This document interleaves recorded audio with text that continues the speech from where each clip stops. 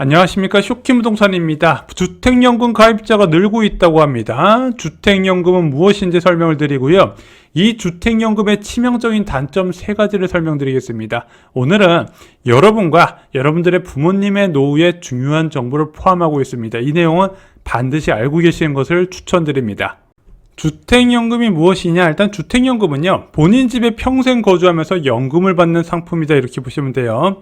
부부 중 한 명이 55세 이상이고 부부 합산 공시가율 12억 이하 주택을 소유했으면 주택연금에 가입이 가능합니다.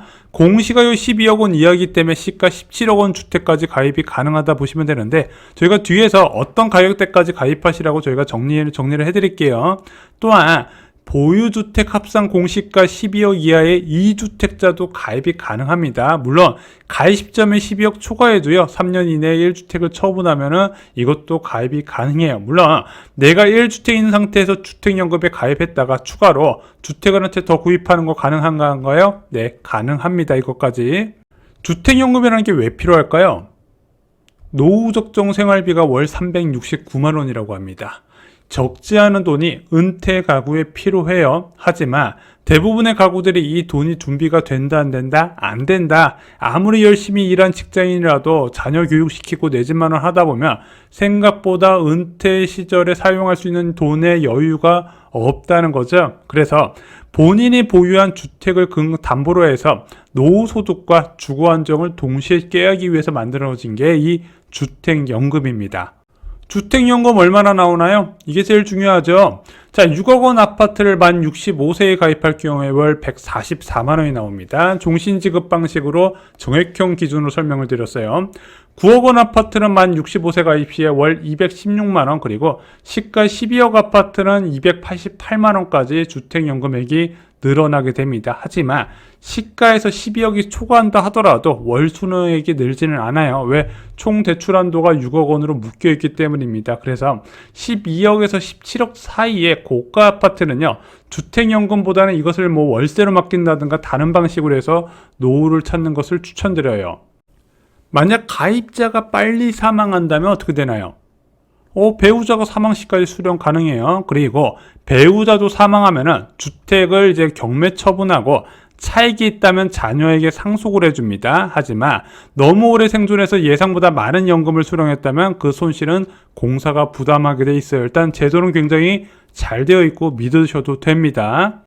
나이가 들어 내 집에 살 수 없을 때도 있을 텐데 있겠죠. 요양병원이나 요양원에 들어간다든가 실버타운에 들어간다든가 자녀 집에 거주한다든가, 자, 이럴 때는 실거주 예외 규정을 적용해서요, 이 내 주택연금 받던 집을 월세로 놓는 것도 허용한다고 합니다. 그러면은 주택연금에서 받는 돈, 월세 받는 수입에서 양쪽에서 수입을 얻어서 실버타운 같이 유지비 많이 들어간 곳에 사용할 수 있다는 거죠.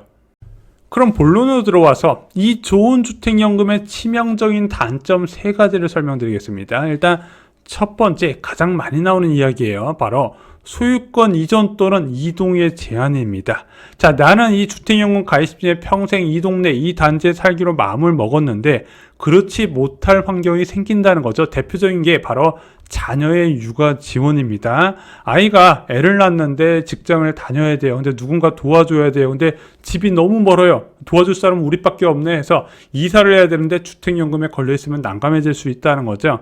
두 번째, 자, 은퇴 가구에 부모님이 살아 계실 경우에 부양을 위해서 이동이 필요한 경우도 분명히 있습니다. 예를 들어 집을 더 크게 마련한다든가 부모님 집 근처로 간다든가 이런 경우도 생겨요. 마지막으로 지병이 생겨서 대역병원 근처로 옮길 경우에도 주택 이동이 필요한 케이스가 있다는 겁니다. 하지만 이런 강력한 사유에도 불구하고 주택연금에 계약이 됐으면 이런 이동이 제한될 수밖에 없다는 거예요. 두 번째는 가장 치명적인 문제점인데 바로 미래 화폐 가치 하락에 취약하다는 점입니다. 이거는 국민연금을 제외한 모든 연금 상품과 비슷하게 적용되는 것 같아요. 일단은 미래 화폐 가치 하락에 취약하다는 건 무슨 뜻이냐? 예를 들어 볼게요. 만 55세에 주택을 맡겨서 월 180만 원을 수령하기로 했어요. 적은 돈 아니죠. 문제는 이 사람이 85세 30년 뒤에 180만 원을 똑같이 수령하고 있네. 과연 같은 가치일까? 아니라는 겁니다. 굉장히 푼돈이 될 수밖에 없다는 거예요. 그럼 이 사람은 어떻게 해요? 시간이 갈수록 점점 빈곤화가 될 수밖에 없다는 거죠. 그래서 이 주택연금은 정액형, 초기증액형, 정기증가형 세 가지 형태로 되어 있지만 실질적으로 이런 인플레이션을 해치하기에는 굉장히 부족하다는 단점이 있습니다.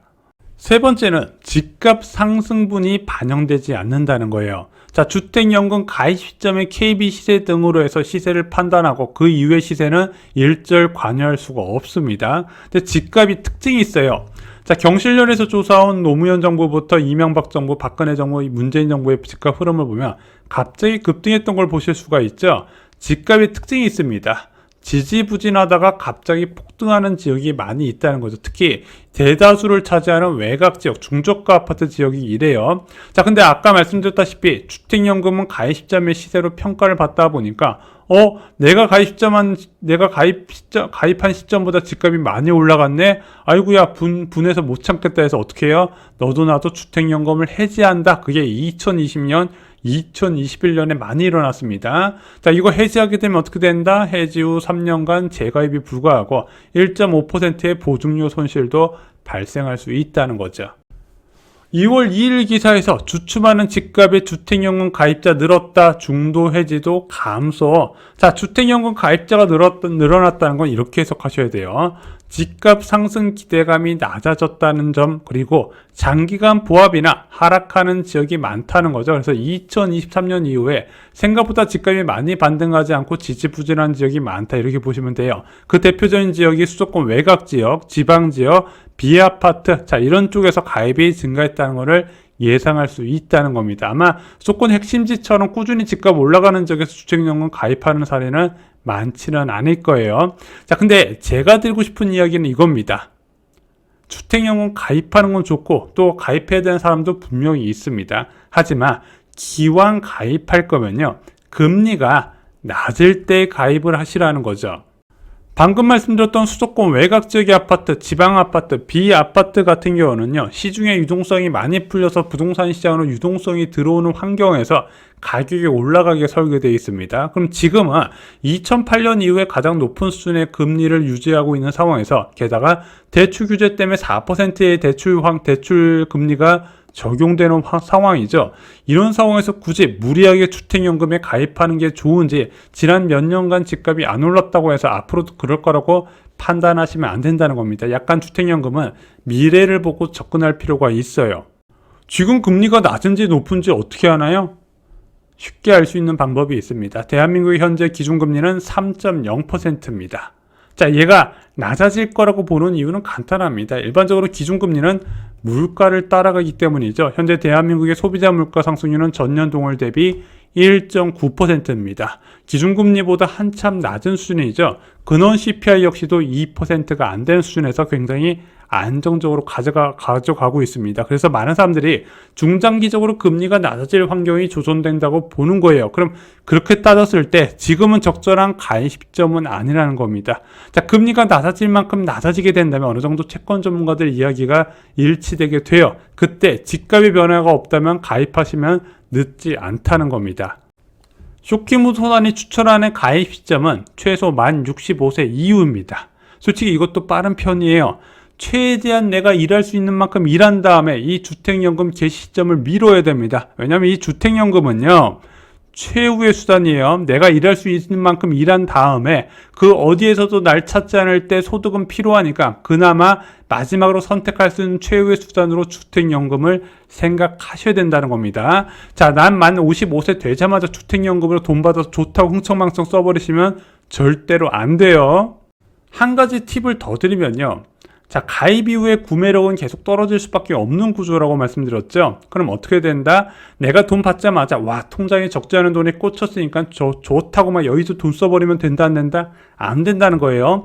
일정 비율로 배당 ETF 등을 매수하셔서 미래의 소득 감소, 구매력 저하를 대비를 하셔야 된다는 겁니다. 이게 굉장히 중요해요. 여러분, 노후 3대 재앙 아세요? 고독, 질병, 빈곤입니다. 만약에 내 집이 있잖아요. 국민연금과 합쳐서 기본적인 생활은 가능하게 됩니다. 그래서 은퇴까지 대출 없는 내 집은 필수 중에 필수예요. 주거 안정을 위해서도 필수고, 이제 정말 내가 일할 수 없는 시점에 생활비 마련 목적에서도 이 주택연금은 이제 주택만원은 필수라는 겁니다. 이걸 절대 잊으시면 안 돼요. 많은 분들이 무주택 상태에서 노후 대비한다고 뭐 연금저축 넣고 이렇게 하시는데, 그거보다도 기본적인 내 집 마련부터 준비를 하시고 빠르게 그 주택담보대출 갚을 생각부터 하시는 것을 추천드립니다. 주택연금에 대해서 좀 제대로 알려지지 않는 사실들이 많아서 오늘 영상으로 제작을 했습니다. 오늘 영상 도움이 되셨다면 구독과 좋아요 부탁드리고요. 주변에 주택연금 관심을 가질 만한 분들께 이 영상 공유 꼭 해주시기 바랍니다. 감사합니다.